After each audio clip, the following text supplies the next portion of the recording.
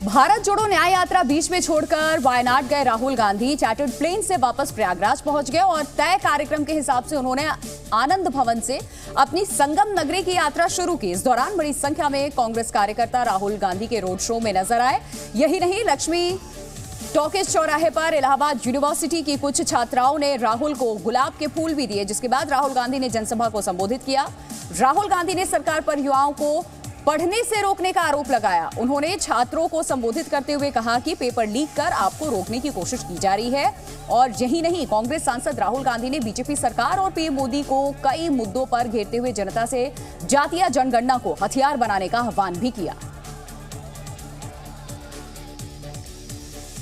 बुढ़िया के बाल नाम से मशहूर कॉटन कैंडी पर पाबंदी लगा दी गई है। रंगीन रुई की मिठाई की बिक्री और उत्पादन दोनों पर रोक लगा दी गई है। क्यों?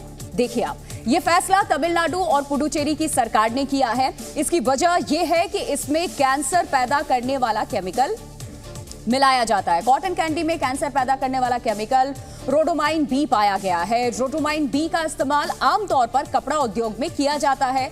खाद्य सुरक्षा अधिकारियों ने जांच में केमिकल की मौजूदगी की पुष्टि की है। जांच में पता चला कि गुलाबी कैंडी में रोडोमाइन बी केमिकल है, जबकि नीली कैंडी में रोडोमाइन बी और एक अज्ञात रसायन है। खाद्य विश्लेषकों ने दोनों नमूनों को घटिया और असुरक्षित माना है। हालांकि बिना रंग वाली कॉटन कैंडी बेची जा सकती है। पश्चिम बंगाल के संदेशखाली में महिलाओं के उत्पीड़न के खिलाफ कई जगह पर प्रदर्शन हुए।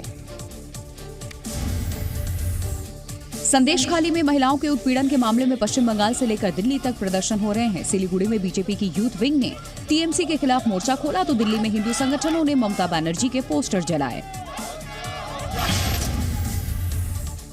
पश्चिम बंगाल के बीरभूम में एक रैली के मैदान में ममता बनर्जी ने कई मुद्दों पर केंद्र सरकार को घेरा। यूसीसी वन इलेक्शन के साथ किसान आंदोलन को लेकर वो केंद्र सरकार पर बरसी। आज किसान लोग रास्ते में जल रहे हैं, किसान लोग आज रास्ते में मर रहे हैं। बिहार के बाद अब झारखंड में भी जातीय जनगणना होगी। इसके लिए सीएम सोरेन ने प्रस्ताव तैयार करने के आदेश दे दिए हैं।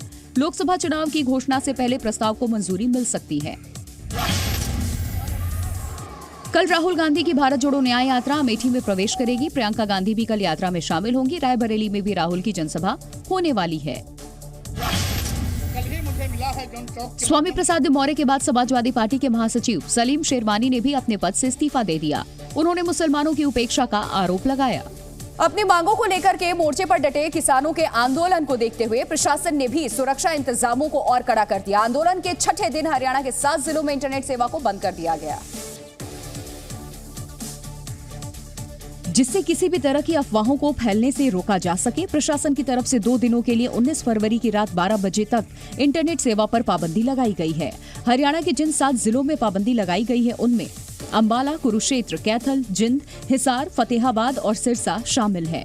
वहीं आज चौथे दौर की बैठक से पहले पंजाब किसान मजदूर संघर्ष समिति ने पीएम मोदी से मामले का हल निकालने की अपील की। निर्णय तो देश के प्रधानमंत्री जी ने करना है। अगर उन्होंने विल पावर दिखा दी तो मुझे लगता है समस्या का समाधान निकल जाएगा। किसानों की मुख्य मांगों की बात की जाए तो हर हाल में फसल पर एमएसपी की गारंटी चाहिए। 60 साल के ऊपर के किसानों को 10,000 रुपए पेंशन मिले। मनरेगा में हर साल 200 दिन की मजदूरी मिले और मजदूरी की रकम बढ़ाकर प्रतिदिन 700 रुपए की जाए।